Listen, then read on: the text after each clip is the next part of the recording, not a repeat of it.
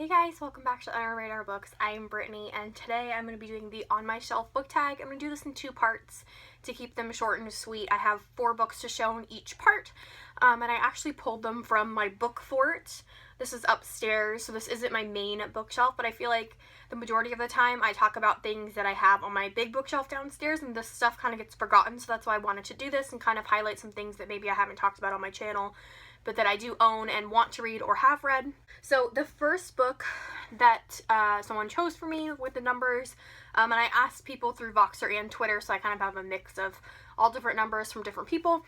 So the first book that I want to talk about is The Thing Around Your Neck by Chimamanda Ngozi Adichie, and this is her short story collection. I previously had checked this out from the library, and I read the first story, and it was so powerful, and the writing was so beautiful, and I have yet to read anything else by her. I just read that first story, and then I had to return the book, and so I knew that I wanted to own my own copy, so I think I found this at a thrift store, and I was over the moon to find it. I know that in all of her stories and novels, she touches on race and the struggles that can bring, and really hard-hitting topics, but through a magnificent writing style. So I'm really excited to get to this one. So this contains 12 stories that explore the ties that bind men and women, parents and children, Africa and the United States. Searing and profound, suffused with beauty, sorrow, and longing, these stories map with Adichie's signature emotional wisdom, the collision of two cultures, and the deeply human struggle to reconcile them.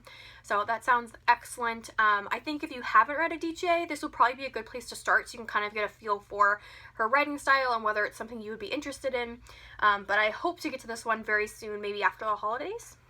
Next up is a book that I read last year, and I did enjoy it.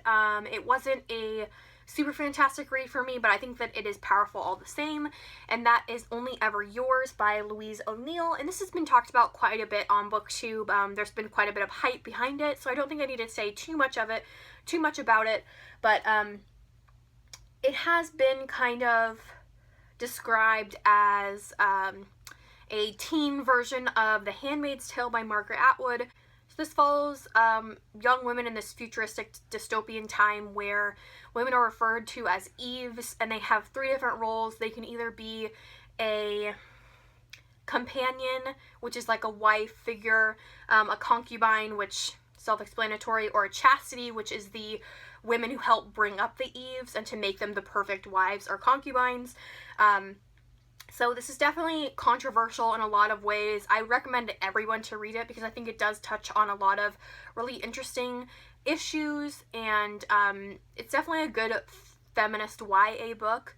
So I would recommend it. I think in the end I gave it 3 stars because I just wasn't blown away by it. I enjoyed it. It's a fast read. It's interesting, but nothing that blew me away. The next book that was chosen is Maggot Moon by Sally Gardner, and this actually was sent to me by Jean because she was getting rid of some books and asked if any of us wanted them, and I said I would love to read this one. And I'm not 100% sure what this is about. I do know that it follows a young boy, and this is a middle grade novel, and it follows a young boy who is playing football. They kick their ball over the fence, and he goes and climbs over to get it, and he discovers something very unsettling and odd. That's all that I know about it. I don't know if it's like a sci-fi or if it's like completely set in a realistic setting. I'm not really sure, but it looks like a really quick read.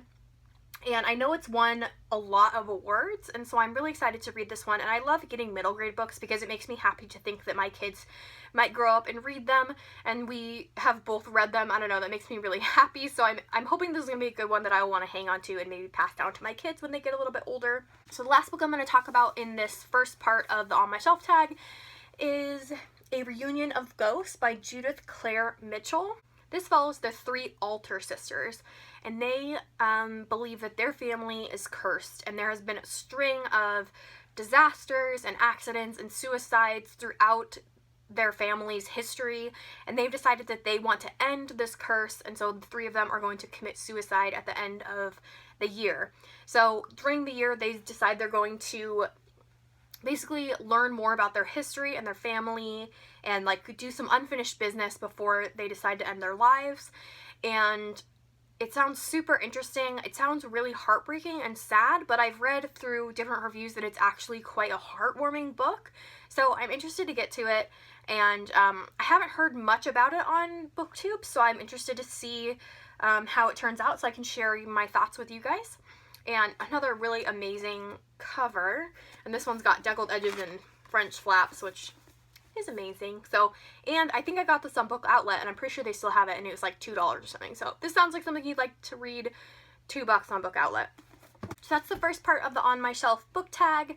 Thank you to everyone who gave me numbers to pick from, and I'd really like to know what you guys think of this selection. Have you read any of these? Are there any ones you recommend for me to read or pick up first? And I love answering comments from you guys, so leave me some down below. And until next time, happy reading!